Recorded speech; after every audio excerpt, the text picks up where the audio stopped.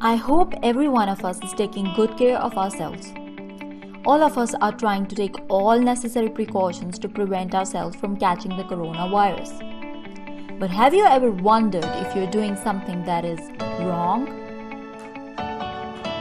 Well, here goes the practical demonstration of my commonly observed mistake. We sometimes do like this. We uncover our faces and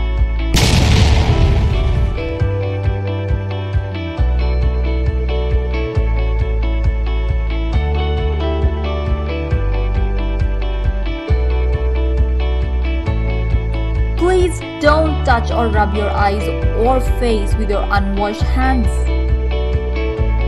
We should not be touching our eyes or face with our unwashed hands, period.